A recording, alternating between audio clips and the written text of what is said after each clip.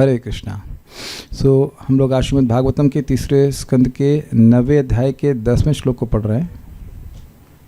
एक भक्त हमको कह रहे थे कि घर में हमसे कोई बात करने के लिए है ही नहीं, हमसे कोई बात ही नहीं करता है।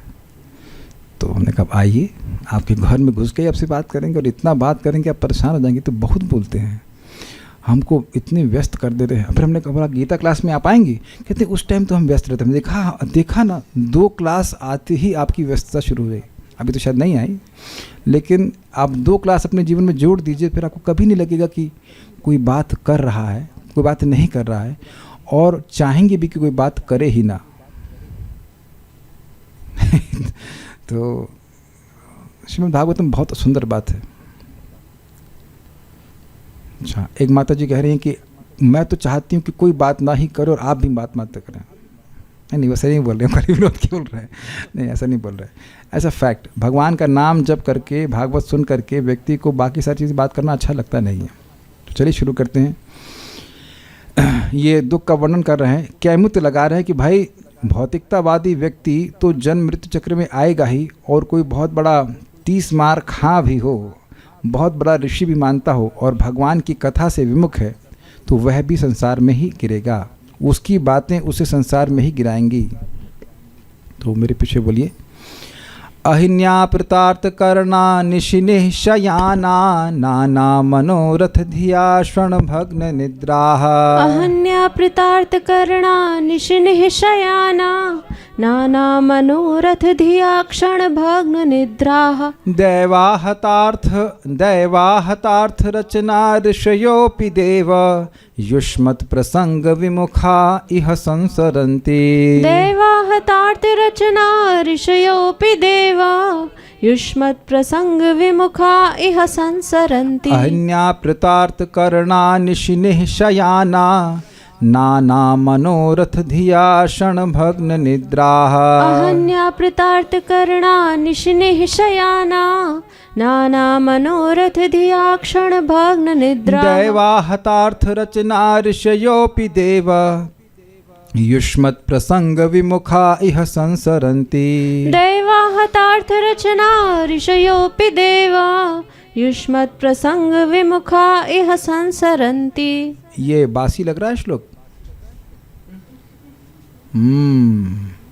3 दिन एक ही सब्जी बना के देखिएगा, आप ट्राई कर लेना। कभी कभी कोई सब्जी मुझे बड़ी अच्छी लगती है, सोचता है रोज खाऊंगा, 2 दिन के बाद और ना यार अब चेंज करो। लेकिन ये श्रीमद् भागवतम आप एक ही श्लोक को कई बार पढ़ेंगे फिर भी अच्छा लगे। हम लोग प्रथम स्कंद के प्रथम श्लोक को 17 दिन डिस्कस किए थे, and it is ever fresh.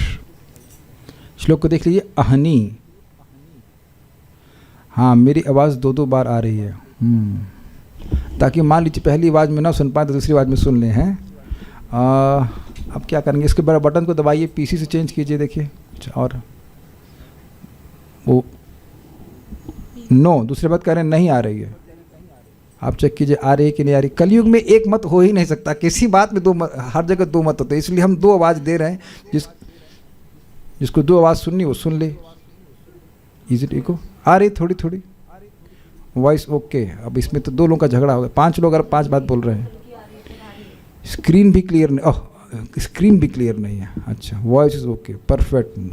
धुंधला दिख रहा है, चश्मा चेक करो। चश्मा चेक करो। पहले मैंने चश्मा नहीं लगाया था इसलिए धुंधला दिख रहा होगा, अब मैंने चश्मा लगा लिया इसलिए क्लियर दिखाई पड़ रहा होगा। सबको धुंधला दिखाई पड़ रहा है, आपका वाईफाई गड़बड़ होगा। वॉइस एंड स्क्रीन दोनों एकदम परफेक्ट है। तो फाइनल को होस्ट की बात को मानते हैं, आगे बढ़ते हैं।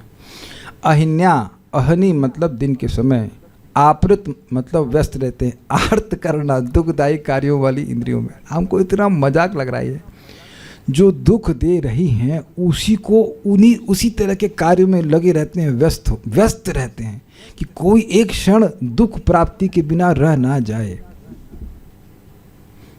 अब देखिए, हमको सबसे ज़्यादा बुरा नहीं मानेंगे, सबसे ज़्यादा हमको दिखते हैं इसमें बैंक वाले, कांस्टेंट टेंशन। और एक और हम चीज़ इस पर नोटिस किए बैंक में कि कोई व्यक्ति आता है उसको चैन नहीं है। आप एक व्यक्ति अपना काम करा रहा है, उतने में दूसरे अपनी पर्ची घुसेड़ देगा कि हमारा काम करो। क्यों रत्न शुरू, गलत तो नहीं कह रहे हम तो। बैंक को बड़ौदा में ही देख के, एक्सिस बैंक में देख के व्यक्ति बोले भाई हम इंगेज है, माता जी मेरा गया था मुझे काम से, हम शांति से बैठे, दूसरा व्यक्ति आया, अरे भाई इनका काम कर रहे हैं तो फिर तो ना आपका काम आएगा। सब तरफ से लोग आते हैं, सब तरफ से, जैसे कि या फिर डिवोटी किचन में जो प्रसाद में डिस्ट्रीब्यूशन कर रहा है उसको बड़ी टेंशन होती है, वो तो भक्ति है, हमको दो ये लाओ, बड़ा तकलीफ होती है। लेकिन इस तरह, और या फिर ट्रेन टिकट, उफ, वहाँ पे भी बड़े झमेले होते हैं। जगह जगह आप देखेंगे लोग व्यस्त हैं परेशानी में। प्रसाद डिस्ट्रीब्यूशन वाला एग्जाम्पल मैंने गलत दे दिया, मतलब, लेकिन खाना जहाँ वितरण होता है आप देखना वहाँ बहुत झगड़ा होता है। तो दिन भर ऐसे ही कार्य में व्यक्ति लगा रहता है जो से दुख प्राप्ति होती है, दुख प्राप्ति होती है। रत्नेश प्रभु आप इस प्रकार से यहाँ पे चहक रहे हैं, खुश हो रहे हैं, ऐसे क्या बैंक में भी होते हैं? शायद ही कभी कोई बैंक में हंसता होगा। एक भक्त को, हम एक और भक्त में बैंक में काम करते हैं, हमने कहा थोड़ा सा व्यवहार कम कीजिएगा, मतलब बोली का कम। प्रभु कहते हैं, वो भक्त बोले, प्रभु जी बोलने के अलावा काम क्या है, बोलना ही पड़ेगा आपको, ये लाओ उधर लाओ, और पैसा पैसा पैसा कॉन्स्टेंटली। तो आप देख सकते हैं कि सारी चीज़ें व्यक्ति को एंजाइटी में लेके आती हैं। ये केवल वाणी की बात है, बाकी बहुत सारी चीज़ें हैं। या फिर देखिए गृहस्थों में हम हाउस वाइफ पे छोड़ दें, इस समय आप जरा बाहर टहलेंगे ना तो एक एक हाउस वाइफ ऐसे बाहर ताक रही होती है शाम के टाइम। अब अगर देखे होंगे रास्ते में कुछ नहीं करने के लिए, तो पंचायत करेंगे। तो आप देख सकते हैं कि किसी के पास कोई दम नहीं कि हमको विरोध कर सके, हम देखी हुई बात बोल रहे हैं। आप जाके देखो, धाम में भी आप देख लीजिए, सब ऐसे, वहाँ गांव में भी, यहाँ शहर में भी, इसमें भी दो अलग अलग जोन है, सब जगह कुछ करने के लिए नहीं। अरे यहाँ तक कि साधुओं के समाज में भी आप देख लीजिएगा, शाम के टाइम में से भक्ति की चर्चा नहीं हो रही है, तब भी वो उधर उधर की बातें बैठे देख रहे हैं, फ़ोन चेक कर रहे हैं। नाई की दुकान पर जाइए, कहीं जाइए, ऐसा वो सब ढूंढ रहे हैं। ध्यान दीजिए, सब लोग ढूंढ रहे हैं कुछ ऐसा कार्य करें जो सुख मिल जाए, लेकिन वही कार्य करने को मिल रहा है, वही परोसा जा रहा है जो केवल दुख देगा। तो इंद्रियां व्यस्त हैं दुख में। अच्छा चलो भाई, दिन में परेशान हो रहा है, कम से कम रात में तो चैन मिले। तो कहते हैं निशिने शयाना, जब रात में खूब सो रहा है तो नाना मनोरथ धिया क्षणभग्न निद्रा, हर अनेक प्रकार के मनोरथ हैं। अरे बच्ची की, बिटिया की शादी करनी है, बड़ी वाली की हो गई, छोटी वाली करनी है, लड़के का सेटिंग करानी है, ये वो इत्यादि इत्यादि। ऐसे इसके विभिन्न प्रकार के मनोरथ होते हैं। जिससे सुख नहीं मिलना, उससे क्षण क्षण में उसकी निद्रा भंग होती है। भक्तों की भी होती है। जैसे आज मुझे सपना आया 3:30 बजे कि मैं सुबह 11:30 बजे उठ रहा हूँ, और एक उसी सपने में एक सन्यासी आ रहे हैं, कह रहे हैं लंच का टाइम हो गया है। सन्यासी लोग कटाक्ष करते हैं और हमारे भाग्य, मतलब हमारे भले के लिए करते हैं। तो सन्यासी कह रहे हैं कि लंच का टाइम हो गया आपका। समझ गए? तो हम 11:30 बज गए, उठे तो दिखा रहे चलो 3:30 बज रहा है। तो ये इस प्रकार से निद्रा भग्न तो बहुत बढ़िया है ठाकुर जी की सेवा के लिए। लेकिन ये जो मनोरथ के लिए होता है, आज मन का रथ वहाँ जा रहा है, मनोरथ समझ रहे हैं, रथ भागता ना हर जगह, तो मन का रथ आज वहाँ ये काम करना है, कल ये काम करना है, आज वो होना है, आज इस चिंता में व्यक्ति की निद्रा भी ठीक से नहीं होती। देखिए आप लोग इस बात से इतना रिलेट इसलिए नहीं कर पा रहे क्योंकि आप लोग भक्त हैं, भक्ति कर रहे हैं, और भक्ति नहीं कर रहे होते तब समझते क्या होगा, कैसे होगा, इत्यादि इत्यादि। और अगर उनकी कुछ योजना पूरी भी हो जाती तो कहते हैं दैवा आहत अर्थ रचना, जो उनकी अर्थ रचना है वह दैव के द्वारा नष्ट हो जाती है। ऋषियों अपि, यद्यपि वह ऋषि भी क्यों ना हो, लेकिन हे देव, हे प्रभु, युष्मद प्रसंग मुखा, अगर वह आपके प्रसंग से, आपके भक्तों की संगति से और उस भक्तों की संगत में आपकी कथा से विमुख हैं, मुंह मोड़ लिए हैं, कथा में आइए, नहीं आएंगे, बहुत व्यस्त हैं हम लोग दुख इकट्ठा करने में भी, अभी दुख पूरी तरह से इकट्ठा नहीं हुआ है, इसलिए हम कथा में नहीं आएंगे। और हमको अच्छे से याद है, अभी कल ही एक भक्त रो रहे थे, मतलब व्यक्ति थे वो रो रहे थे, तो हमने मतलब जब आदमी रोता है तो पूरी हिस्ट्री सुनाता है, मैं कब से रो रहा हूँ, समझे आप, जब से हम उनको जानते हैं तब से वो उनको दुख दे रहे हैं, फिर वहाँ से वो भूतकाल, फिर उसके बाद नियर वर्तमान, ऐसे करके पूरा सुनाने के प्रयास में थे। हमने कहा रुकिए रुकिए आप जब कीजिए, तो कहे इस जब से क्या होगा। हमने कहा पहले फीस दीजिए, जब पूरा कीजिए, उसके बाद बताऊंगा। जब के बाद चहकने लगे, जब के बाद चहकने लगे, खुश हो गए एकदम। तो लोग नितांत रूप से केवल दुख इकट्ठा करने में लगे हैं, भगवान की कथा से विमुख हैं। खैर वो भक्त तो खैर कथा सुनने के लिए इच्छुक है, लेकिन जो लोग कथा नहीं सुनेंगे वह इस जगत में संसरंती, सम्यक सरंती, बार बार आते रहेंगे, बार बार जन्म लेते रहेंगे। ठीक है, तो ये बात यहाँ पे कही गई। अब हम लोग प्रभुपाद जी के तात्पर्य को कहते हैं।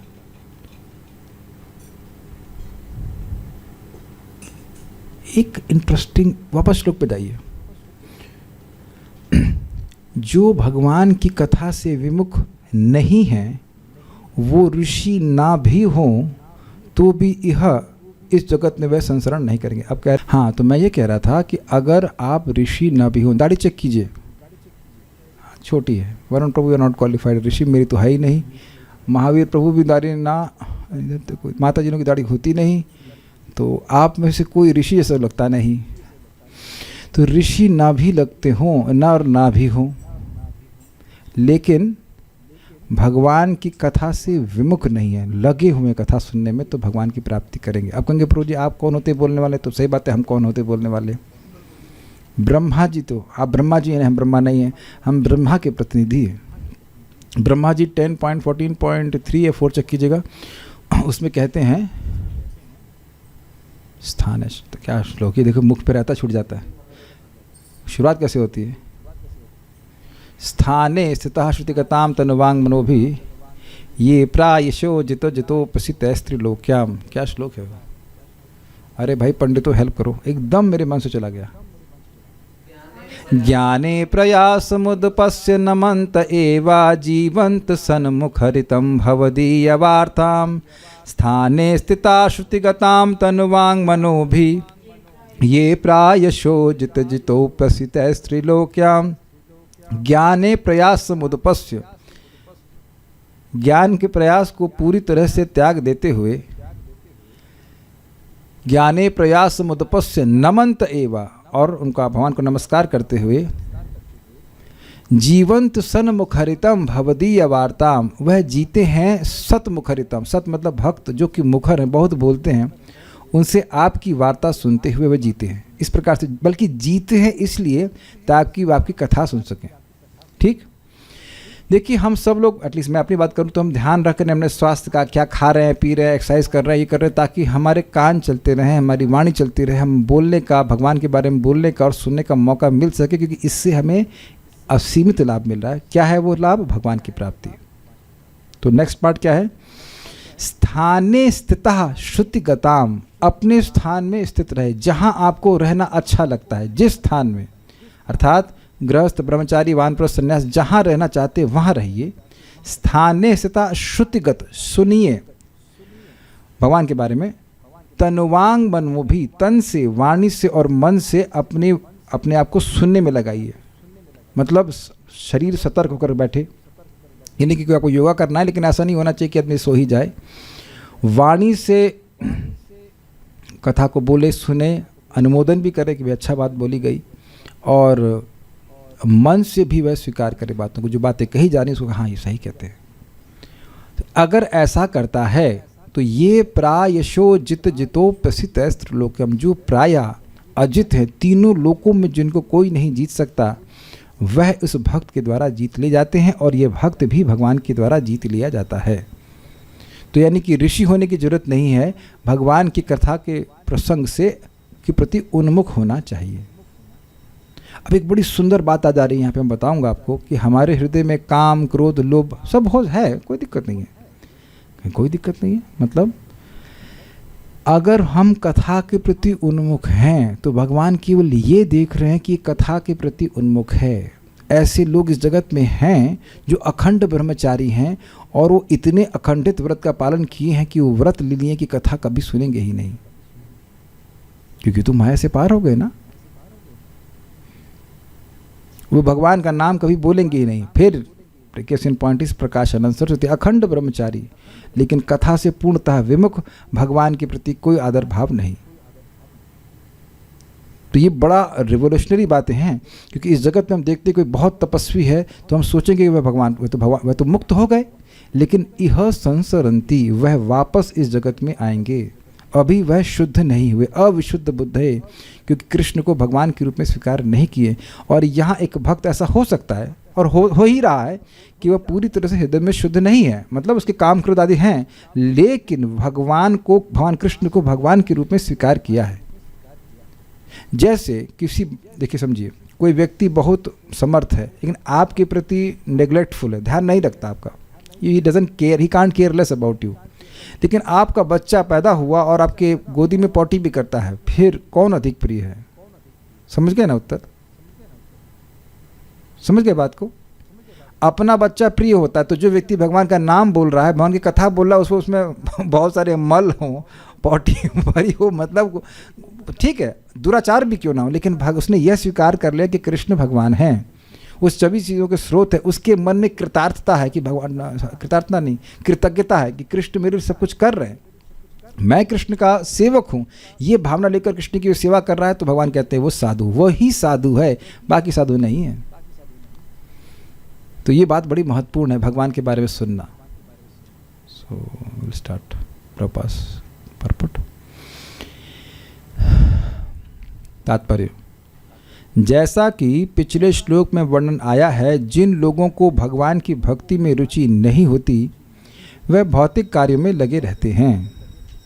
उनमें से अधिकांश लोग दिन के समय कठोर शारीरिक श्रम में लगे रहते हैं। उनकी इंद्रियां भारी औद्योगिक संस्थान के भीमकाय कारखानों में कष्टप्रद कार्य करने में बुरी तरह लगी रहती हैं। ये टाटा की फैक्ट्री के बारे में हमने सुना है कि उसमें लोग गर्म लोहे में गिर के मर जाते हैं, उनकी हड्डियां तक नहीं मिलती, ऐसे कार्य होते हैं। और हमने जिस संस्थान को छोड़ा था एनटीपीसी भागलपुर में कहलगांव से, तो मैं मायापुर गया था दिसंबर 2007 में, लौट के आया तो पता चला कि 90 मीटर की हाइट से एक बोल्ट, समझते हैं बोल्ट नहीं समझते आप, छोटा नट बोल्ट वो ऊपर से गिर गया, और एक मजदूर जो नीचे खड़ा था उसकी जो हेलमेट में, दिमाग ने खाली सर नहीं, हेलमेट में तोड़ करके घुस के मार दिया। बुलेट की तरह हो जाएगा, आप सब कल्पना नहीं कर सकते, 90 मीटर की हाइट से एक बोल्ट गिरेगा तो वो बिल्कुल गोली की तरह स्पीड हो जाएगी उसकी। हमने कहा यार मरना तो है लेकिन ऐसे तो नहीं मरना, not like this, I don't want to die. हम जनवरी भाग गए, जनवरी वहाँ से भाग लिया। हमने कहा मरना है तो भगवान की सेवा में मरे, ये बोल्ट खा के मरेंगे, फायदा क्या? ये को मरने का तरीका है, ऊपर से बोल्ट, किसी से एक बोल्ट गिराया और धम से मर गया व्यक्ति। मरते ही रहते हैं लोग, ऐसे नॉर्मल। और उससे पहले उसी स्थान में बहुत उर्वर भूमि है वहाँ की, और वहाँ पे खेत हुआ करते, तो कभी ऐसा नहीं आया होगा कि एक किसान बैलगाड़ी के आके नीचे मर गया। ऐसा कभी होता है क्या? बैलगाड़ी के नीचे कोई मरता है क्या? हमें तो नहीं लग रहा कभी मरता होगा। तो ये दिखा रहा है अंतर कितना ज़्यादा वहाँ पे भीम का एक औद्योगिक संस्थान बना दिया गया, उससे लाभ क्या हो रहा है?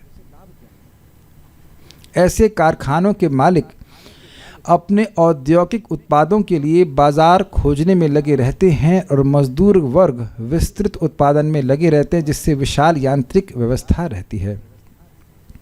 कारखाना या फैक्ट्री नरक का दूसरा नाम है। इनके साथ को लग रहा था कि मैं कुछ हैवी बोल रहा हूँ, तो कुछ लोग कहते हैं कि हाँ भाई स्वर्ग नरक यहीं पे, हाँ तो आप कहाँ काम करते हैं? नरक में। यस। तो नरक, फिर पूछो कि नरक में कौन काम करता है? यमदूत। और एकदम यमदूत ही लगते हैं। आप लोग कभी गए हैं पावर प्लांट के अंदर? आप देखिए पूरा काला वो जो राख है पूरा से भूर भरे रहते हैं। अरे आप लोग वहाँ ना गए हों, ये तो देखा होगा आपने, रोड बनाते हैं बेचारे इंसान, गर्मी में कैसे वो तारकोल बोलते हैं, तारकोल गर्म करके कर रहे हैं, वहाँ से पास से निकलते हैं तो हम लोग हीट लगती है, वो बेचारे उसी में लगे रहते हैं। क्या मनुष्य जीवन इसी के लिए बना हुआ है? रात्रि होने पर बुरी तरह से व्यस्त मनुष्य अपनी थकी हुई इंद्रियों को तुष्ट करने के लिए शराब तथा स्त्रियों की शरण में जाते हैं, किंतु तब भी उन्हें अच्छी नींद नहीं आती, क्योंकि उनकी नाना प्रकार की मानसिक चिंताओं वाली योजनाएं उनकी नींद में निरंतर व्यवधान डालती रहती है। कभी अगर भक्ति में नहीं रहे होंगे, या जो लोग अभी अभी आए हैं भक्ति में, तो वह अनुभव करते होंगे कि ये जो योजना है, कल मुझे यह करना है, आज मुझे इस प्रकार से धन प्राप्त हुआ, या जो लोग शेयर्स में पैसे लगाते हैं, अरे आज तो बड़ा लाभ, गिर गया पैसा उसमें तो ओहो कल क्या होगा इत्यादि। तो अब वो करते करते ही उनको नींद गायब हो जाती है। ये सब बातें कहते हैं।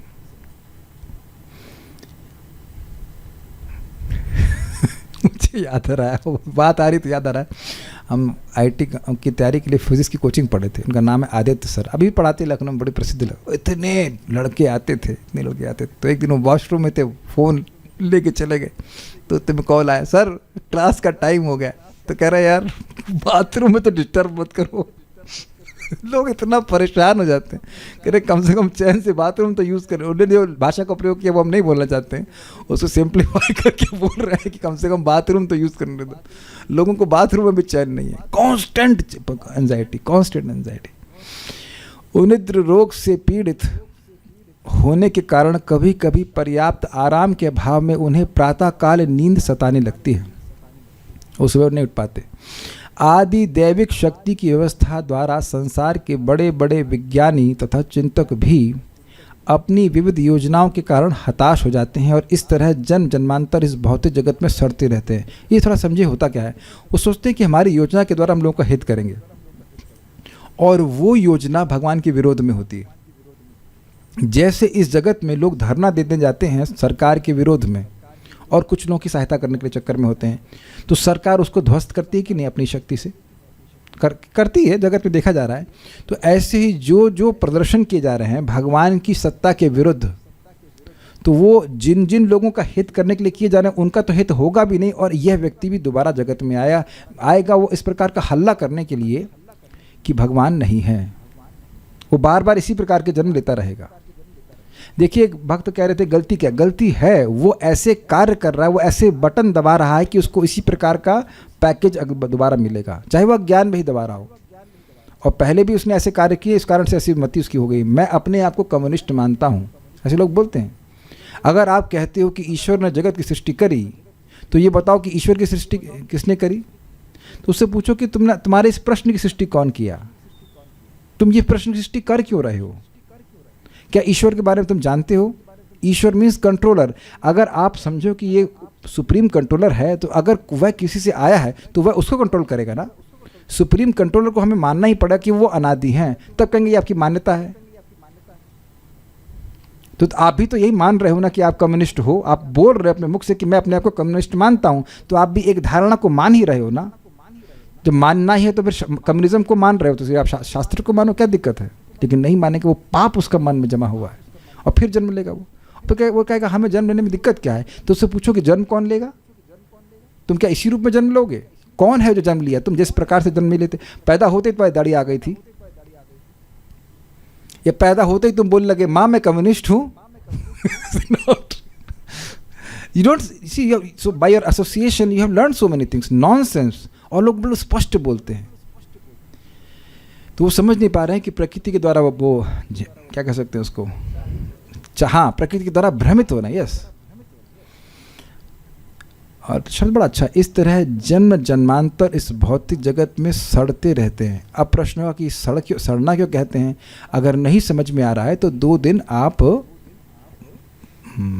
ब्रश नहीं करना, तो सब लोग आपसे 2 फुट की दूरी और मास्क है जरूर कहेंगे हमारे पास मत आओ, है ना। It won't be pleasant at all. शायद आप भी जमाई लेने में संकोच करेंगे। 2 दिन, ज़्यादा नहीं, केवल 2 दिन ब्रश नहीं करना। ऑल्दो मैं ये आपको सजेशन दे रहा हूँ, आज्ञा नहीं दे रहा, ऐसा मत करना, लेकिन not a good idea at all. 2 दिन क्या, 1 ही दिन ना। आप लोगों से एक निवेदन है, कल स्नान करने से पहले अपना चेहरा शीशे में देख लेना।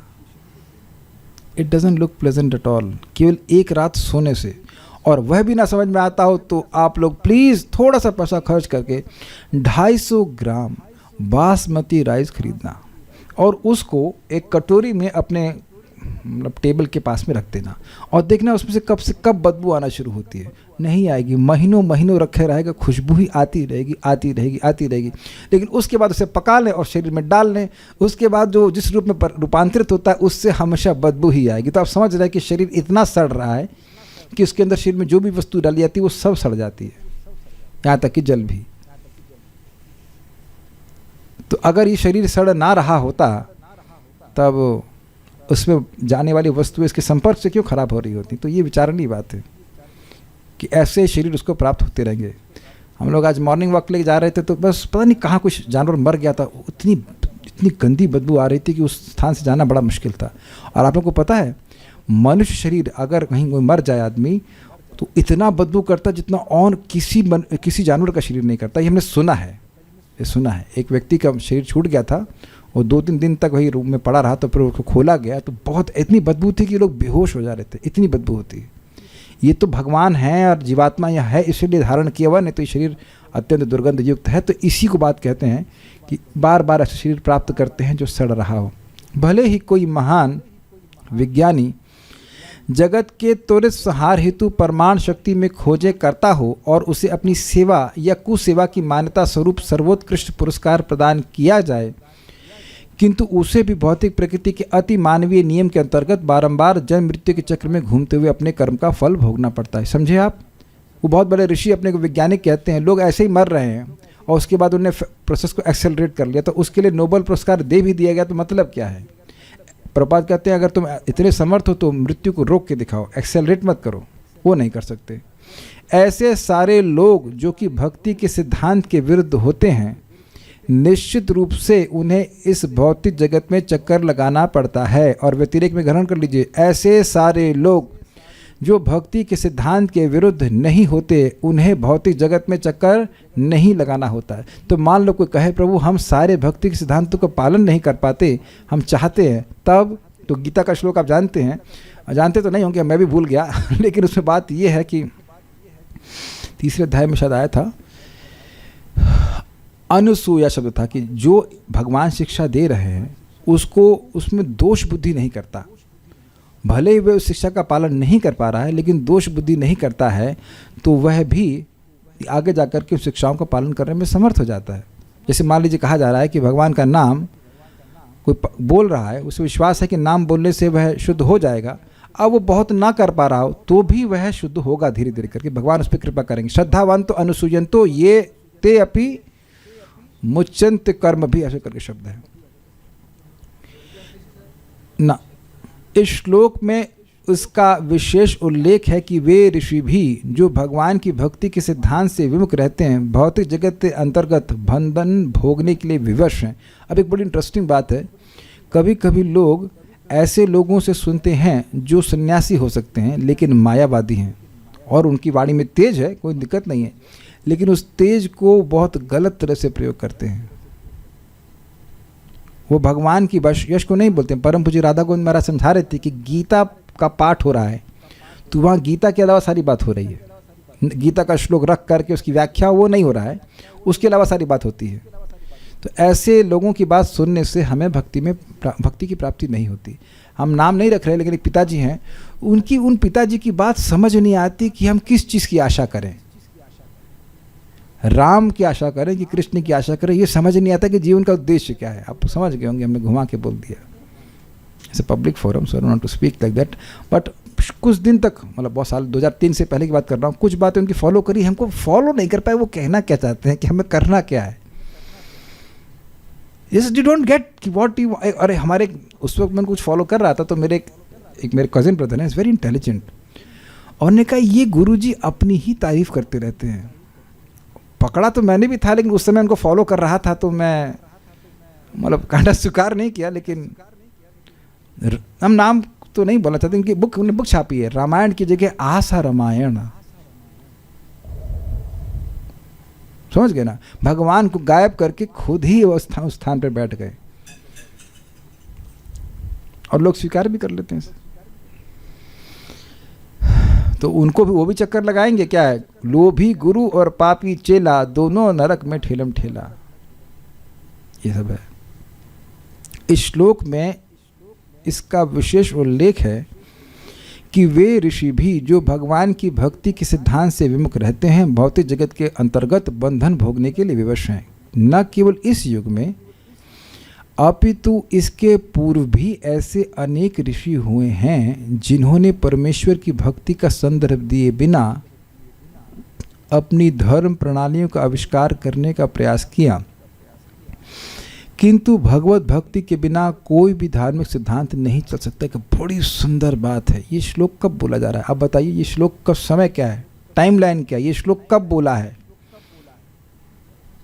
ब्रह्मा जी की दिन की शुरुआत है, मॉर्निंग अनाउंसमेंट्स यहाँ पे होता है ना, महाराज जनार्दन महाराज अनाउंसमेंट करते हैं, ऐसे ही मॉर्निंग में ब्रह्मा जी अनाउंसमेंट कर रहे हैं। तो जो मॉर्निंग में अनाउंसमेंट कर रहे थे, बाकी सब लोग तो सो ही रहे, इस समय तो किसी की सृष्टि नहीं हुई है। यानी कि ब्रह्मा जी पिछले दिन की बात बोल रहे हैं कि मेरे पिछले दिन में, जस्ट फॉर एग्जाम्पल, ऐसा कोई भी एक व्यक्ति नहीं था जो भगवान के विरुद्ध रहा हो और उसको मुक्ति हो गई हो, और ऐसा भी कोई व्यक्ति नहीं था जो भगवान की कथा को सुन रहा हो और भगवान की प्राप्ति ना हुई हो। This is amazing what Prabhupada is telling. ये प्रभुपाद जी कहना चाहते हैं। इसके पूर्व भी ऐसे अनेक ऋषि हुए हैं। ये युग तो चल ही रहा है, लेकिन ब्रह्मा जी कलयुग में नहीं बोल रहे हैं ये बात, हम कलयुग में सीख रहे हैं। लेकिन ऐसा नहीं सोचना चाहिए कि कलयुग में ही लोग ऐसे होते हैं। हमेशा कोई ना कोई ऐसे लोग हुए हैं जो भगवान के विमुख चले। ऑब्वियसली सतयुग में तो नहीं होते हैं, लेकिन सतयुग में तो हिरण्यकशिपु हुआ ना। तो ऐसे लोग हो सकते हैं, हमेशा से होते आए हैं और उनको मोक्ष नहीं मिला। यानी कि जो ये सर्वकालिक सिद्धांत है कि जो भगवान की भक्ति कर रहा है उसको कुछ ऊपर नीचे महसूस हो, जीवन में आएगा, कठिनाई आ सकती है, लेकिन अंत तो गत्वा भगवान की प्राप्ति करता है। और जो बहुत अपने साधन में बिल्कुल परफेक्ट भी हो गया लेकिन भगवान की भक्ति नहीं कर रहा है, वो भगवान की भक्ति की उपेक्षा कर रहा है, भगवान की उपेक्षा कर रहा है, तो वह सिद्ध नहीं हो सकता, वह भगवान की प्राप्ति नहीं कर सकता। क्षेमम न विंदन्ति विना न यदर्पणम तस्मै सुभद्र शवसे नमो नमः। तपस्विनो दान परो यशस्विनो मनस्विनो मंत्र विधा सुमंगल। क्षेमम न विंदन्ति यथा यदा न क्षेमम न विंदन्ति न अर्पणम, ऐसे कुछ है। तस्मै सुभद्र शमसे नमो नमः। बहुत तपस्वी है, मनस्वी है, दान करने वाला है, लेकिन अगर भगवान से विमुख है तो वह कभी भी क्षेम की, कल्याण की प्राप्ति नहीं कर पाएगा। This is very very encouraging. इसीलिए कोई भक्त संघर्ष कर रहा है लेकिन भगवान से विमुख नहीं है, भगवान की ओर उन्मुख है, कष्ट भी पा रहा है तो भी कृष्ण की ओर जा रहा है। जैसे कि एक बच्चा माँ से मान लो थप्पड़ भी खाए फिर भी माँ की गोद की ओर ही भागता है कि नहीं? दुख हो सुख हो वह कृष्ण की ओर ही सेवा में लगा हुआ है, तो वह निश्चित भगवान की प्राप्ति करेगा। और सेवा का स्पेशली मतलब है कथा। परमेश्वर संपूर्ण जीव जगत के नायक हैं और कोई भी व्यक्ति उनके तुल्य या उनसे बढ़कर नहीं हो सकता। यहाँ तक कि भगवान के निर्विशेष रूप तथा सर्वव्यापक अंतर्यामी रूप भी परमेश्वर की बराबरी नहीं कर सकते। अतएव भक्ति के बिना जीवों की प्रगति हेतु कोई धर्म या असली दर्शन पद्धति संभव नहीं हो सकती। इसलिए कोई भी सिद्धांत बताया जा रहा है जो भक्ति के विरुद्ध है वो यूजलेस है। वे निर्विशेषवादी जो आत्ममोक्ष के लिए तपस्या करने में काफ़ी कष्ट उठाते हैं, भले ही निर्विशेष ब्रह्म ज्योति तक पहुँच लें, किंतु अंततः भक्ति में स्थित न होने से वे पुनः भौतिक जगत में आ गिरते हैं और पुनः भव भंगन को भोगते हैं। इसकी पुष्टि इस प्रकार होती है। श्लोक आएगा, उससे पहले मैं एग्जाम्पल देता हूँ। प्रभुपाद एग्जाम्पल देते हैं कि देखिए हम लोग जन्म से अब इस पृथ्वी पे रह रहे हैं, तो जो जिस ग्रह पे रह रहा है उसकी स्थिति स्थिर है, लेकिन जो बीच में लटके हैं, जैसे यहाँ पे आप सुनते होंगे स्पेस स्टेशन नीचे गिर रहा है, तो सुना जाता है, तो जो हवा में बीच में लटके हैं उनकी स्थिति स्थिर नहीं होती। तो जो वैकुंठ की प्राप्ति कर लेता है, वैकुंठ हो गोलोक हो, आध्यात्मिक ग्रहों की प्राप्ति कर लेगा तो वह नहीं गिरेगा, लेकिन जो ब्रह्म ज्योति को भी प्राप्त किया वह भी वापस जगत में आता है। यही बात यहाँ पे कहते हैं। उसकी पुष्टि करते हुए प्रभुपाद यहाँ पे श्लोक को उद्धृत कर रहे हैं, हम लोग पढ़ चुके हैं इसको कल। ये नेरविंदाक्ष विमुक्त मानिनस्त्वयस्त भावाद विशुद्ध बुद्धय आरुह्य कृच्छ्रेण परम पदम ततः पतंत धो नादृत युष्मदंग्रय। इसकी व्याख्या मैंने कल वाले प्रवचन में कर दी, तो इसलिए बहुत व्याख्या पे नहीं कर रहा हूँ, बस हम इसको पढ़ेंगे। वे व्यक्ति जो भगवान की भक्ति के बिना ही मुक्त होने के झूठे बहकावे में रहते हैं, ब्रह्मज्योति के लक्ष्य तक भले ही पहुँच लें, किंतु अपनी अशुद्ध चेतना के कारण तथा वैकुंठ लोकों में आश्रय के अभाव में तथा कथित मुक्त लोग पुनः भौतिक संसार में आ गिरते हैं। श्रीमद् भागवत 10:2-32 बिल्कुल स्पष्ट है। हमको ये आश्चर्य होता है कि इसमें भी भक्त लोग मतामत कर देते हैं, कहते नहीं ब्रह्म ज्योति से तो व्यक्ति कभी नहीं गिरता है। आपके सामने श्लोक है फिर भी ऐसा कहते हैं। प्रभुपाद जी का है ऐसा, भक्त लोग भी ऐसा कहते हैं ब्रह्म ज्योति से कोई नहीं गिरता। आपके सामने श्लोक है, प्रभुपाद जी का अनुवाद है, तो कैसे आप ऐसा कहते हो? देखिए, जीव की स्वरूपगत स्थिति ब्रह्म में रहना नहीं है। जीवेर स्वरूप होए कृष्णेर नित्य दास। तो कृष्ण की सेवा जब तक नहीं मिलेगी जीव सुखी नहीं होगा। असीमित सुख की प्राप्ति केवल कृष्ण की सेवा से मिलती है। यद्यपि हम लोग अणु हैं, लेकिन हमारी भूख कितनी है, सुख की वो असीमित है, और हमारा सामर्थ्य भी है, लेकिन वो असीमित सुख केवल कृष्ण की सेवा के द्वारा मिलेगा। ये बात समझनी चाहिए, यही समझ लेना चाहिए। कहाँ पहुँचना है वह हमें पहले ही निर्धारण करना होता है, वहीं का टिकट खरीदते हैं, है कि नहीं? सारे रास्ते वहीं नहीं पहुंच जाते, सारे रास्ते वहीं नहीं पहुंच जाते हैं, ये बात समझना होगा। और ये बताइए कि वहाँ का मतलब कहाँ, तो ये भी क्लियर नहीं रहता। सारे रास्ते वहाँ नहीं पहुँचते, भक्ति का रास्ता ही है जो भगवान की प्राप्ति कराता है। इसलिए कोई भी व्यक्ति, एक मिनट देखिए, इस जगत में लोग ये सोचने लगते हैं कि ये तो गृहिणी हैं, ये तो माता जी हैं, या ये हैं वो हैं, ये तो कम पढ़े लिखे हैं, इत्यादि इत्यादि। अब पता नहीं, उनको तवज्जो नहीं देते, उनको महत्व नहीं देते। हमको एक भक्त बोले थे, हम नाम तो नहीं रखेंगे, बोले माता जी लोगों को महत्व देने की क्या जरूरत है। हम उनको बोले नहीं क्या पिताजी से जन्म ली हो, पिताजी के कान से प्रकट हुए या भ्रुकुटी से, हाँ या नाभि से प्रकट हुए आप क्यों भाई, को पता हुआ यहाँ पे अपने पिताजी की नाभि से कमल उत्पन्न हुआ, प्रकट हो गया। How dare people can speak like this, people have no sense. आज में बहुत सुंदर बात मेरे मन में आई थी और बहुत अच्छी बात थी। माता जी लोगों के मन में एक भाव आ ही जाता होगा कि हमारा जीवन इतनी अधीनता का क्यों है। आता है कि नहीं आता है? आता ही है, आता है। पति की बात सुननी पड़ती है, सब ये जैसे ठीक भी है, लेकिन सुननी पड़ती, कभी कभी पति सही भी नहीं होता है। लेकिन मैं इस पर विचार कर रहा था, भगवान ने क्या बोला, स्त्रियो वैश्यस्त तथा शूद्रास्ते भी यान्ति परागतिम। एक अधीनता का जीवन है, लेकिन ऐसी अधीनता के जीवन में रह रहा है कोई व्यक्ति, तो भी वह पूर्ण स्वतंत्रता के जीवन को प्राप्त करेगा। भगवान का पार्षद बन जाएगा, जो भी स्वरूप मिल जाए उसको मिल जाए, अगर वह भगवान के भक्तों का आश्रय लेता है। Is it not encouraging? बहुत बार होता है ना कि भक्ति करना चाहती है माता जी, पति नहीं करने दे रहा है, तो ऐसा तो दिक्कत प्रभु जी लोगों को मैं तो नहीं होनी चाहिए, ऐसा तो कोई दिक्कत नहीं है। मान लो घर में हल्ला कर रही तो बाहर जाके जब कर लो, उसमें कोई दिक्कत नहीं। लेकिन ऐसा हो सकता है कि कभी कभी किसी पत्नी को ना करने दे, फिर भी भक्ति इतनी समर्थ है कि उसको वैकुंठ की प्राप्ति करा देगी। तो who is an undeserving candidate for Vaikuntha who should be neglected. मैं समझा मैं क्या कहना चाहता हूँ? और ये तो नहीं कह रहा कि वहाँ स्त्री के बच्चे नहीं होने चाहिए, या स्त्रियों की इच्छा होती है संतान की तब, और घर गृहस्थी काम में फंसी रहती हैं तब भी अगर भक्तों का आश्रय ले, ये भगवान की कथा से विमुख ना हो, भगवान की कथा सुने, पंचायत ना करे, तो वह भी भगवान के पास जाएगी। कोई वैश्य दिन भर पैसा ही गिन रहा है, फिर भी कथा में आएगा तो भगवान के पास जाएगा। जो नौकरी में पड़े हुए हैं वह भी भगवान के पास जाएंगे, सभी लोग भगवान के पास जाएंगे। इस पॉइंट इज़ वेरी सिंपल, क्या हम भक्तों का आश्रय ले रहे हैं? What more encouraging should Krishna speak? तो मैं खाली यह कहना मैं ये क्यों कह रहा हूँ, जो भी भक्त कथा की ओर उन्मुख हैं, हमें प्रयास करना चाहिए उनको सम्मान देने का। आज एक भक्त हमको मैसेज की, हम परम पूज्य राधा गोविंद महाराज की उनको कथा भेजे, नाम महिमा के बना, सुनिएगा।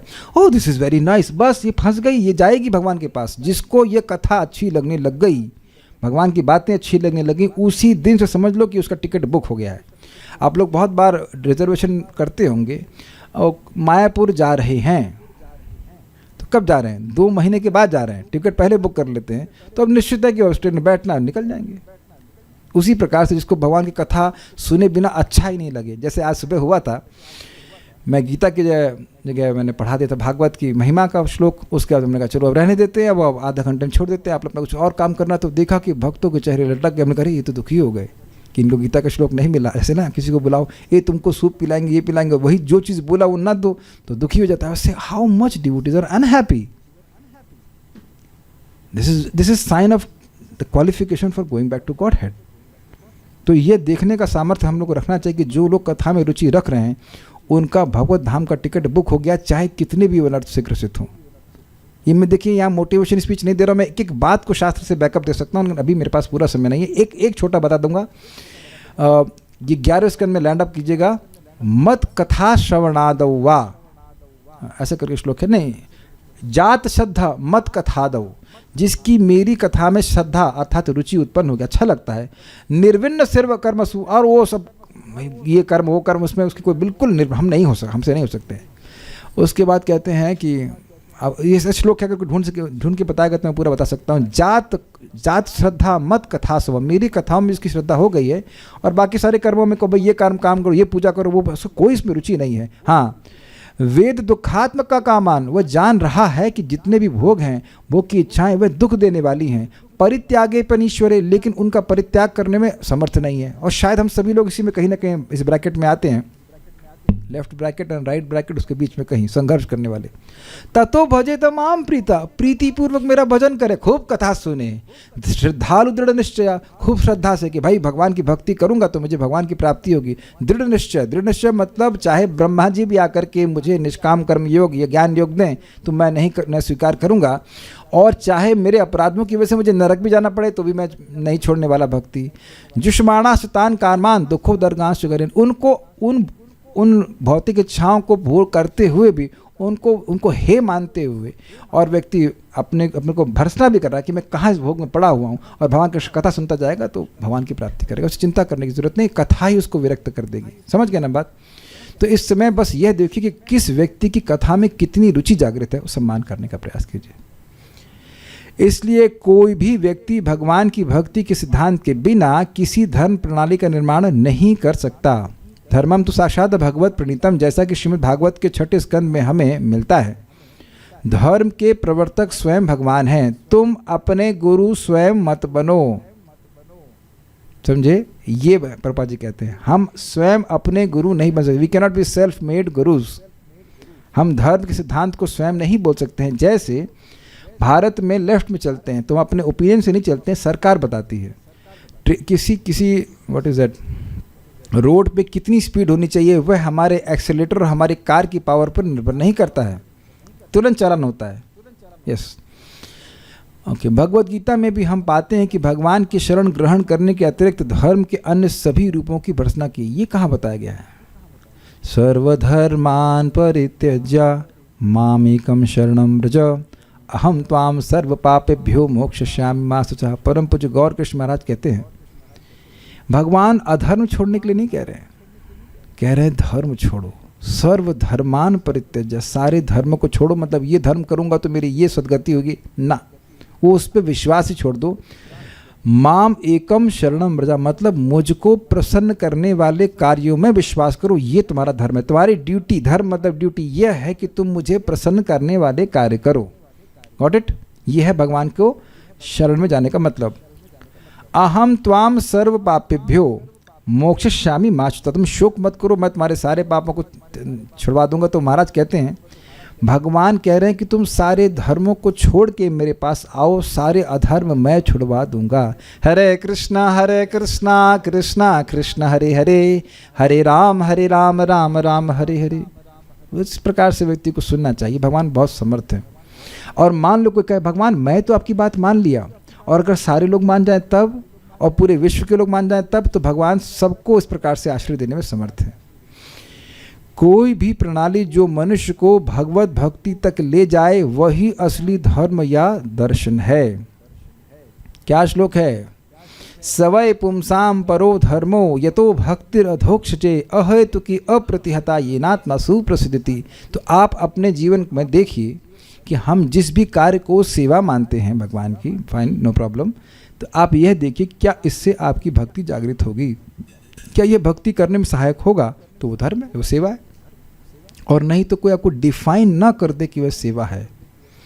जो व्यक्ति आपके लिए डिफाइन कर दे रहा है कि वह सेवा है, उससे यह देखिए कि क्या हमारी भगवान की कथा में रुचि हो रही है कि नहीं हो रही है। मैं समझा पा रहा हूँ? एक स्पिरिचुअल इंस्टीट्यूशन में भी डिफाइन कर दिया जाता है कि आप यह सेवा करिए। एक माता जी को बोले, ये एक भक्त ही दूसरे बोले, ये कथा वथा प्रवचन जरूरी नहीं है, सेवा करो। तो क्या गलती है इसमें? ये एक प्रवचन है, आपको प्रवचन सुनने की जरूरत नहीं, सेवा कीजिए माता जी, ठीक है? तो ये भी तो प्रवचन हुआ ना, प्रवचन तो हो गया ना। आपको प्रवचन सुनने की जरूरत नहीं है, 7 शब्दों का प्रवचन हो गया। आप सेवा करिए 8 और 10 शब्द हो गए, 10 शब्द का प्रवचन। कभी कभी लोग 2 शब्द बोलते हैं, 10 शब्द का प्रवचन हो गया। जब प्रवचन महत्वपूर्ण ही नहीं तो आप प्रवचन क्यों कर रहे हो? दुख की बात ये, कलयुग में लोग सोच नहीं पाते और लोगों को डरा डरा करके भक्ति कराई जाती है। इट्स लाइक गोडिंग बोलते हैं, इंग्लिश में कहते हैं गोडिंग। जो गोट्स हैं ना उनको से धक्का मारो सब, इस तरह से नहीं। लोगों को विवेक दिया जाना चाहिए कि आप क्या भक्ति कीजिए, देखिए ये भक्ति है, ये उनको दिखना चाहिए कि ये भक्ति है, और तभी दिखेगा जब शास्त्र चक्षु हो, जब शास्त्र से सुने। माता यमुना माता जी आप जानते हैं, प्रसिद्ध है, जिनका आप गोविंदम आदि पर सुनते हैं, तो वो लाइफ मेंबर बनाने के लिए गई थी और प्रभुपाद के प्रवचन में नहीं आई। तो प्रभुपाद कह रही if you don't hear you become a कर्मी, तो आप कहोगे कि हम कृष्ण के लिए कर रहे हैं, कृष्ण के लिए कर रहे हैं, कृष्ण के लिए कर रहे हैं। ऐसे नहीं। एक भक्त बोले service for Krishna, service for Krishna, service for Krishna, service for Krishna. जब श्रवण कीर्तन बंद तो service service service service for Krishna गायब हो जाता है। ये बात यहाँ पे की जा रही है। वही असली धर्म है जो व्यक्ति को भगवान की कथाओं के प्रति आकृष्ट करे। भाई उस व्यक्ति का नाम भी मत लो, नाम ही नहीं सुनना चाहते, तुम कुछ कथा नहीं सुनना चाहते, तो फिर क्या भगवान से प्रेम होगा बताइए। छठे स्कंद में हम अश्रद्धालु जीवों के नियंत्रक यमराज का निम्नलिखित कथन पाते। ध्यान दिया आपने, ध्यान दिया आपने? अश्रद्धालु जीवों के नियंत्रक, आपके नियंत्रक नहीं है वो। हाँ, आप उनको हाउस प्रोग्राम के लिए बुला सकते हैं, प्रसाद के लिए बुला सकते हैं, विल बी वेरी हैप्पी, कथा के लिए बुला सकते हैं, और तो कथा में आ ही जाते हैं। श्लोक हम भूल रहे हैं, मृत्यु शामित्र कर्मणि, यस प्रथम स्कंद में आया था। कथा जहाँ होती तो यमराज जी सुनने बैठ जाते हैं, वो बड़े परेशान होते हैं, आए दिन इसको मारो, उसको काटो, उसको दागो, उसी में लगे रहते हैं। खुद भी वह यमदूतों को कथा सुनाए थे, नाम की महिमा सुनाए थे, तो उनको तो कथा में इंटरेस्ट है। और वह क्या कहते हैं, मेरे पीछे बोलने में साथ में बोलिए, धर्मम तो साक्षात भगवत प्रणीतम न वै विधुर ऋषयो नापि देवा। देवता भी नहीं जानते धर्म के सिद्धांत को, देवता नहीं बोल सकते, भगवान बोल रहे हैं। न सिद्ध मुख्यासुरा मनुष्या कुतो नु विद्याधर चारणादय स्वयंभू नारद शंभु कुमार कपिलो मनु प्रहलाद जनको भीष्मो बलिर्वयासकी। गिनिए, स्वयंभू ब्रह्मा जी, नारद उनके बेटे, शंभु शिव जी, कुमार यानी 4 कुमार, कपिलो यानी कि 5 कपिल देव भगवान, मनु कोई भी मनु, प्रहलाद, जनक सीता जी के पिताजी, भीष्म, बलि मतलब बलि महाराज, वयासकी मतलब सुखदेव गोस्वामी, और वयम मतलब हम अर्थात यमराज। कितने हुए? कुछ 12 हो गए। हम कुछ गलत लग रहा, छूट गया कुछ और भी रह गया क्या? नहीं, 12 हो गए क्या? 1 2 3 4 5 6 7 8 9 10 11 12, हाँ ठीक है 12 हो गए। द्वादशे ते विजानीमो धर्मम भागवतम भटा गुह्यम विशोद्धम दुर्बोधम यम ज्ञात्वा अमृतम अश्रुते। बहुत बढ़िया। 12 एते विजानीमो धर्म भागवतम भटा। हे मेरे दूतों, ये 12 लोग ही जानते हैं। तो प्रश्न का भाई 12 लोग ही जानते हैं, बाकी कोई नहीं जानता, तो फिर मतलब क्या है? 12 लोग जानते हैं कि मतलब 12 लोगों के शिष्य भी जानते हैं। वो ऐसे नहीं कि बस जानते हैं और चुप बैठ जाए सांप की तरह, नहीं। प्रहलाद महाराज के मित्र भी जानते हैं, बलि महाराज के जितने भी जो चेले हैं वो सब जानते हैं, ब्रह्मा जी के संप्रदाय में सब जानते हैं। ये कहने का अर्थ है। क्या आप लोग नहीं जानते हैं कि मन मना भव मत भक्तो मदयाजी माम नमस्कृत से भगवान की प्राप्ति हो जाएगी? सब जानते हैं। जो इनकी परंपरा में वह जानते हैं। और क्या महत्व है भागवत धर्म का? गुह्यम, अत्यंत गुह्य है और विशुद्ध है और दुर्बोध है। लेकिन अगर कोई व्यक्ति इनकी परंपरा में नहीं आता तो दुर्बोध है, और अगर जान लेता है यम ज्ञात्वा अमृतम अश्नुते, वह अमृतत्व को प्राप्त करता है। ये भगवान का नाम जप करना ये बहुत गुह्य है, बहुत गुह्य है। ये नहीं समझ में आता जब तक श्रीमद् भागवतम को नहीं सुनेंगे, नाम की कुछ महत्व नहीं समझेंगे। ये आप समझ लेना कि जो भागवत सुनेगा नहीं उसको नाम की महिमा कुछ नहीं समझ में आएगी, वो करेंगे ही नहीं। आप देख लीजिएगा उसको। एक व्यक्ति था, वो हम देखिए माला ले रहे थे, भक्त हैं, वो माला लेकर के बंदर से भगा रहे हैं। तो बंदर भगाने के लिए हरे कृष्ण हम देख रहे थे उसको, हरे कृष्ण बंदर भगाने के लिए आपकी माला है, गुरु महाराज जी दिए, इसको लेकर के बंदर भगाओ तुम। क्यों भाई? जो लोग दीक्षा लिए हो कि महाराज बोले कि इससे लेकर बंदर भगाओ, do you have any respect for the mala? तो ये सब जो है ये गलत बात है। ये सब ना सुनने के कारण व्यक्ति इस प्रकार की बातें करता है। या हरे कृष्णा यार तेरा हरे कृष्णा, अरे भाई कथा जब कर रहे हो कुछ गंभीरता से कर लो जपना। तो वो उनकी प्रॉब्लम नहीं, वो उस चीज़ के महत्व को नहीं समझते हैं। ये बात है। अभी मान लीजिए कि बच्चे को मणि पकड़ा दीजिए, वो क्या समझेगा, उसका क्या मूल्य है बताइए? खेलेगा वो कंचा की तरह मानेगा। अग्री? ये बात है। धर्म के सिद्धांतों का प्रवर्तन भगवान द्वारा होता है और ऋषियों तथा देवताओं सहित अन्य कोई भी ऐसे सिद्धांतों का निर्माण नहीं कर सकता। मतलब कोई भी गुरु है, कोई भी प्रवचन करता है, वो अपने मन से नहीं कह सकता। He cannot speak on his own. He cannot. He has absolutely no authority. अरे यमराज जी जब अपने मन से नहीं बोल सकते तो क्या हम लोग यमराज हैं या ब्रह्मा है क्या? कोई भी अपने मन से नहीं बोल रहा है। वह भागवत धर्म को जानते हैं, भागवत धर्म की सृष्टि नहीं करते हैं। नाम की महिमा, नाम की शक्ति शिव जी जानते नहीं हैं, भगवान भी नहीं जानते हैं। भगवान के नाम की शक्ति कोई नहीं जानता, यह असीमित है। शिव जी को पूछा गया कि आप जानते? ना, हम नहीं जानते।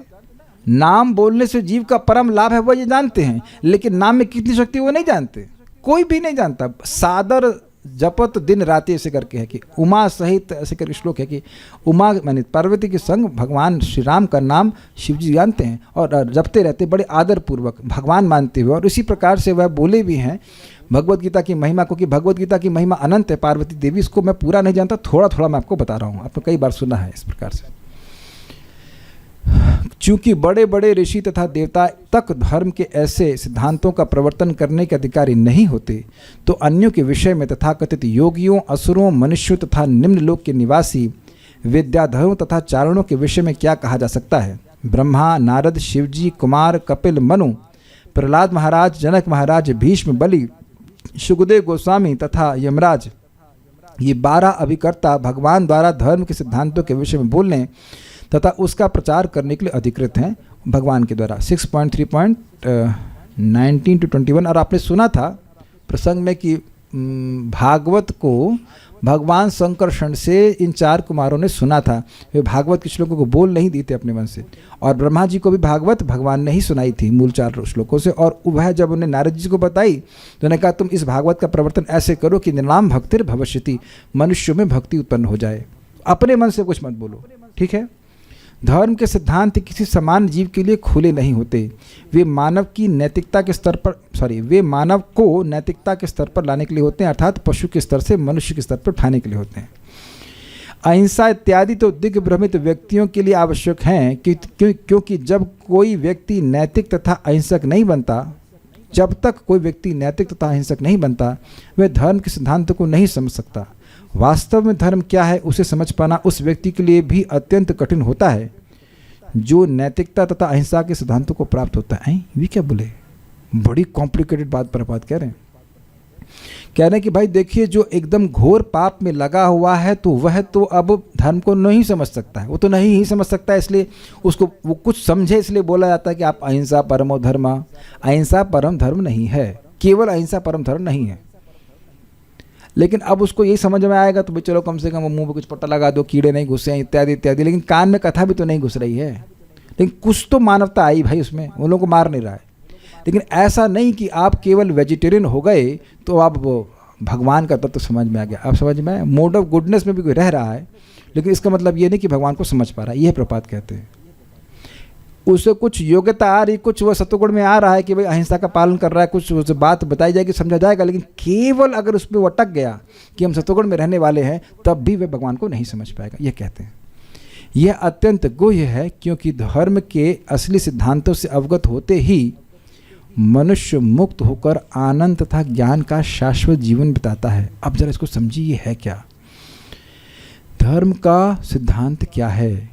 ये हम आत्मा हैं, हम ये देह नहीं हैं और हम कृष्ण की हैं। ये गुह्य है कि नहीं? पहले इस बात को समझिए आप।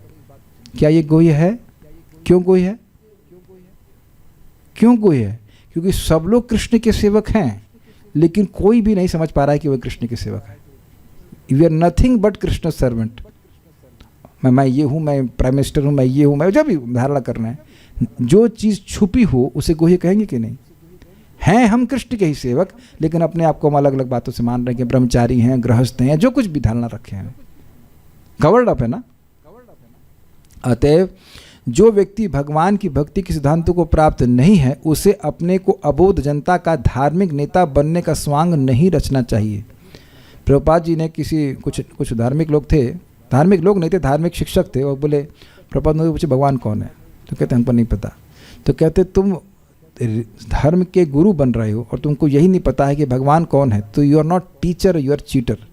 जिसको वो विषय पता ही ना हो और वो पढ़ाने का स्वांग करेगा तो वो स्वांग ही तो कहा जाएगा ना, ये बात कहते हैं। अच्छा, क्यों नहीं स्वांग रचना चाहिए? देखिएगा, ईशो उपनिषद ने निम्नलिखित मंत्र में इस बकवास का बलपूर्वक निषेध किया है। अंधम तमः प्रविशन्ति ये संभूतिम उपासते ततो भूय इवेते तमो य उ संभूत्यामृतः। ईशोपनिषद 12। अतः धर्म के नाम पर भक्ति के असली धार्मिक सिद्धांतों का संदर्भ दिए बिना जो अन्य लोगों को गुमराह करता है, उस व्यक्ति से श्रेष्ठतर धर्म के सिद्धांतों से अनजान व्यक्ति है जो धर्म के मामले में कुछ भी नहीं करता। धर्म के ऐसे तथाकथित नेताओं की भर्त्सना ब्रह्मा तथा अन्य महाजनों द्वारा अवश्य की जाएगी। ये समझिए आप इस बात को।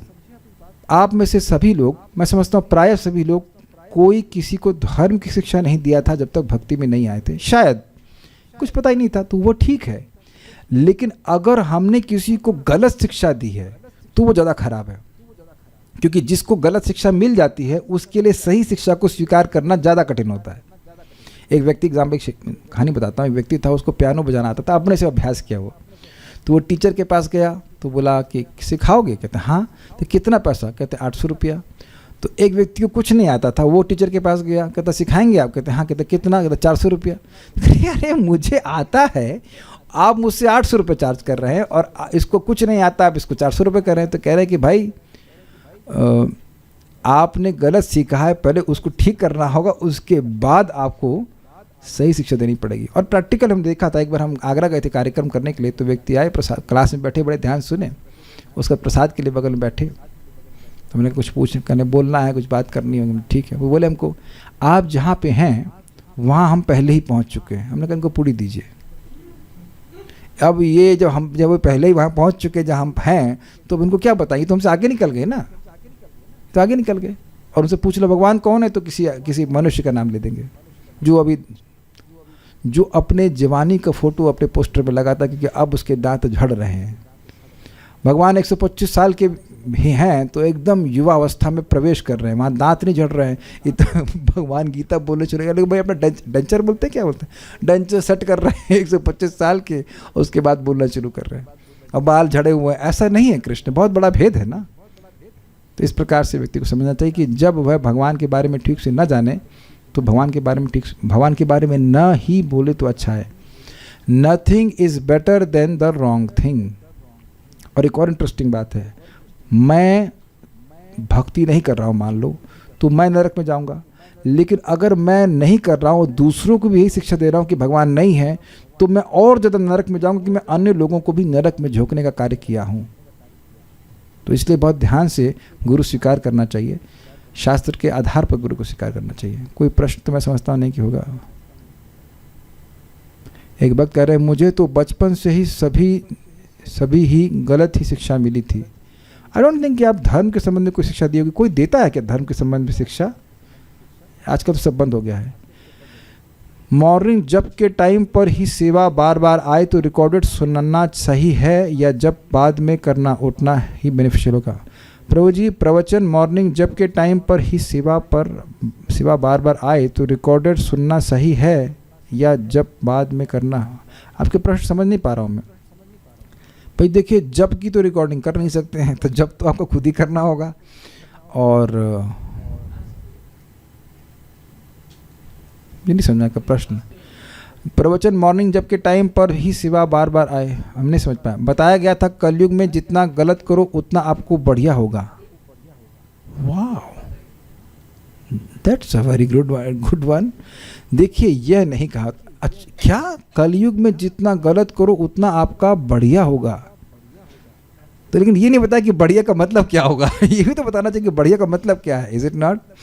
आपकी बढ़िया से पिटाई होगी, ये बढ़िया से नरक में जाएंगे, अच्छा बुकिंग होगी, ये नहीं बताया बढ़िया का मतलब क्या होगा। ओके, अब बचा लिया गया, ये याद ध्यान रखना। देखिए, अब मैं बात थोड़ा पर्सनली बोल रहा हूँ। अगर आप इस शास्त्र को समझाने वाले के उपकार को समझेंगे तो छोड़ के नहीं जाएंगे।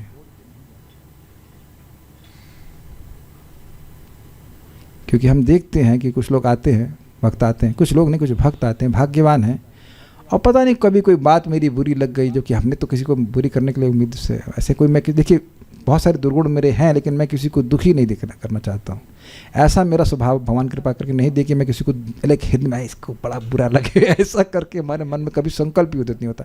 बहुत सारे अनर्थ है, मैं मानता हूँ, मैं भी जूझ रहा हूँ, लेकिन ये ठाकुर जी कृपा की कि अब किसी का मन में भी नहीं होता किसी का दुख हो जाए। पता नहीं लोग क्या हर छोटी छोटी बात पर भाग जाते हैं। हमको दुख लगता है कि भाई उपकार समझो, कम से कम यह तो नहीं बोल रहा हूँ कि मांस खाओगे तुम्हें स्वर्ग मिलेगा, कभी बोला मैंने ऐसा? Yes, I have some difficulties. I may say something, I don't know. Intentionally तो हम नहीं बोलते ऐसे किसी को दुख मिले।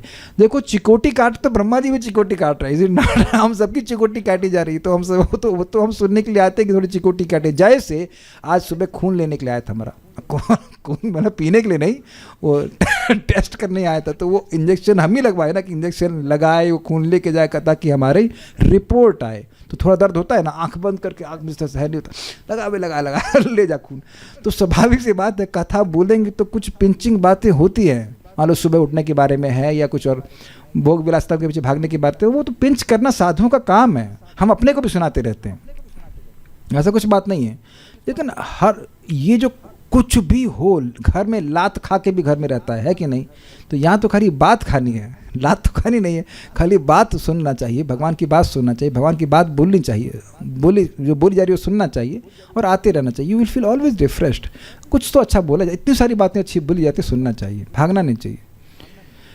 मॉर्निंग जब के टाइम पर ही सेवा बार बार आए तो जब बाद में करना उतना ही बेनिफिशियल होगा। भाई क्या सुनना चाहते हैं हम जो आपको सेवा दे रहा है उसके अगेंस्ट हम कुछ नहीं बोल रहे हैं, I touch his feet, but हम ऐसी कोई सेवा किसी को नहीं देते। वेदवादिनी बीमार थी 1 साल तक, तो हम 1 साल तक खाना बनाए हैं। गलत तो नहीं कह रहे, 99%। अभी धुआंधार स्वस्थ हो गए, खूब माला कर लेती हैं तो बना लेते हैं। अगर सुबह मेरी भगवान की मतलब वटेवर परसों सुबह 11:30 बजे तक मेरी माला हुई, तो हमें तो टेंशन होने लगती है कैसी होगी, आज तो होगी ही नहीं। मैंने भक्तों को बोला बचाओ बचाओ, आज तक बहुत बचाए, आज वो आपकी मदद की जरूरत है, आइए आइए। सब भक्त, अरे प्रभु जी हमारे हर 8-10 भक्त इकट्ठे हो गए, हमारी माला हो गई। आपका पता नहीं क्या है, आप मतलब इकोनॉमिकली डिपेंडेंट हैं कि नहीं हमको नहीं पता, लेकिन किसके ऊपर क्या स्थिति है। सुबह काय को सेवा देते हैं लोग। हरिदास ठाकुर जी क्या बोल रहे हैं, हम तो उनको कुछ 3 लाख नाम जब तक वो नहीं करते थे वो पानी भी ग्रहण नहीं करते थे। हमें तो इतना स्ट्रांग नहीं बोला जा रहा है। आप ये रियलाइजेशन, पता ही देखो कितना सुंदर बात कर रहे हैं, क्या उतना ही बेनिफिशियल होगा? आप बताइए कि क्या उतना ही अच्छा लगता है या बोझा लगता है? कभी कभी तो एक माला भी एक्स्ट्रा नहीं कर पाते। तो मेरा निवेदन है कि सुबह कर लीजिए, और अगर आप हीरो हैं तो अगर आपकी सेवा शुरू होती है 5 बजे तो पहले कर लो। अगर 15-20 मिनट की सेवा है तो कोई बड़ी बात नहीं है, 5:15 की जगह 5:30 पे आप कर सकते हैं, कुछ नॉट अ प्रॉब्लम। लेकिन अब 2 घंटे की सेवा पकड़ ली है तो बड़ा कठिनाई हो गई, वेरी डिफिकल्ट। ओके, मेरा यही मत है, बाकी जिसका कोई और मतामत कर दे कि जब महत्वपूर्ण नहीं है। एक बात बोल के मैं रुक जाता हूँ। प्रभुपाद, मैंने कई बार रिपीट किया, प्रभुपाद एक जगह गए और माता जी थी वहाँ पे, वो जप नहीं कर रही थी। उनके अथॉरिटी ने नया भागवत का सिद्धांत बोल दिया कि आपको जप करने की जरूरत नहीं है। वो भागवत पूरा नहीं पढ़ पाए थे, शायद वो आखिरी श्लोक नहीं पढ़े थे, या वो वाला वो श्लोक नहीं पढ़े थे कि कीर्तनाद एव कृष्णस्य मुक्त संघ परम Braj. If you neglect your chanting you neglect your self. एक बात आपको बताऊंगा, उनका नाम था त्रिभुवन नाथ प्रभु, परम पूज्य राधानाथ महाराज के शिष्य थे। तो उनका शरीर छूट गया, तो महाराज ने केवल एक बात पूछी, क्या उन्होंने 16 माला करी? तो भक्त ने कहा हाँ, उनकी आदत तो सुबह ही पूरा कर लेने की थी। महाराज बोले देन इट्स ऑस्पिशियस। वो कुछ नहीं महाराज पूछे और क्या किए क्या नहीं किए। आप ये बताइए कि 4 × 4 कितना होता है? इजी 16 होता है, तो 16 के अंतर्गत 4 आता है। अगर 16 ठीक नहीं करेंगे तो 4 भी नहीं कर पाएंगे, बैंड बच जाएगी 4 करने में। समझ में आई ना बात? 16 एक छाते के समान है, बिल्कुल रक्षा करती है। बारिश होती है, होगी ही बारिश, कलयुग की बारिश होगी, लेकिन नहा जाएंगे अगर 16 माला नहीं करेंगे। समझ गए ना मेरी बातों का मतलब? एक भी नियम नहीं पालन कर पाएंगे, सब गंदी आदत आ जाएगी। हम तो डरा भी रहे हैं। और जो व्यक्ति आपको उस प्रकार सेवा दे रहा है उसको पता भी नहीं कि नाम की महिमा क्या है। मैं निवेदन करूंगा परम पूज्य राधा गोविंद महाराज की नाम महिमा को कम से कम 15 बार सुने, मैं तो 14 बार गिन के सुना हूं, तब जाके कुछ बात समझ में आती है कि भाई ये क्या बोला जा रहा है, क्या करा जा रहा है। हमको ज़िंदगी भर याद रहेगा महाराज की वो डांट। हमने महाराज को पूछा, महाराज ये कैसे हम समझें कि एक ही नाम से अनंत जन्मों के पाप नष्ट हो जाते हैं? तो महाराज जब डांटते ना बड़ा मज़ा आता है। हमको एक ही बार डांट पड़ी है, 2 बार सॉरी। तो महाराज ऐसे देखिए, बोले आप अपना दिमाग क्यों लगा रहे हैं? शास्त्र में लिखा है ना, शास्त्र से ज़्यादा दिमाग तो मेरे पास नहीं है ना, किसी के पास नहीं है ना, वैकुंठ के दूतों के बराबर तो किसी का, ब्रह्मा जी का भी दिमाग नहीं है ना, किसी का नहीं है ना। तो जो वो बोल रहे हैं अयम ही कृत निर्वेशो, निश्चित रूप से इसने अनंत जन्मों के पाप नष्ट कर ली। जब अनजाने में बोला, यदि व्याजहार व्यवस्था अवस्था में बोला है, तो भाई हम ऐसा नहीं कभी बोलेंगे, हम ऐसा अत्याचार आपके संग नहीं कर सकते। इस गद्दी से हम कभी ऐसा नहीं बोलेंगे कि आपका सुबह जब छोड़कर कुछ और काम करने लग जाओ। This will never happen.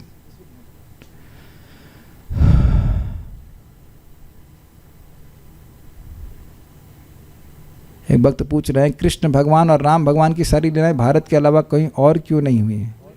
और कहीं और हुई होती तो अब कहते हैं ये कृष्ण भगवान और राम भगवान तो भारतीय हैं, बाहर लीला क्यों कर रहे हैं? बाहर लीला क्यों कर रहे हैं? तो प्रश्न बना रहता। अभी आप कृपया भगवान की भक्ति के बारे में सुनिए, बाकी लीलाओं के बारे में आप दशम स्कंद में जब आएगा, आप अभी कथा सुनते रहिए, दशम स्कंद में पूछना ये, नवम स्कंद में भगवान श्री राम के बारे में आएगा और दशम स्कंद में कृष्ण भगवान के बारे में। तब तक सुनो, तब उसका उत्तर देंगे, ठीक है?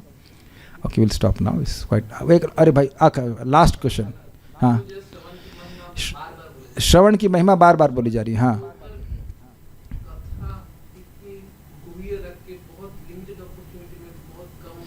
अब आप कुछ बोल रहे हैं, इतना लंबा क्वेश्चन सब लोग सुन नहीं पाएंगे, या तो इनको माइक दीजिए, सब सुन पाएंगे।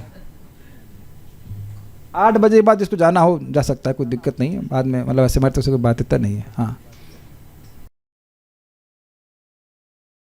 कुछ गड़बड़ हो गया। आपको आवाज़ आ रही है? अपनों को आ रही है? ठीक है। हाँ, हरे कृष्ण प्रभु जी, जब कथा की महिमा का बार बार गुणगान किया जा रहा है, बार बार सुनने की बात की जा रही, पर कथा की जो मतलब प्रामाणिक रूप से और गुरु परंपरा में सुनने की जो अवसर है वो इतना कम क्यों है? मतलब और ज़्यादा लोगों को सुनने की अपॉर्चुनिटी क्यों नहीं मैं? अच्छा, जहाँ तक मुझे किसी भक्त ने बताया था, ये सब प्रवचन 35 देशों में सुने जा रहे हैं।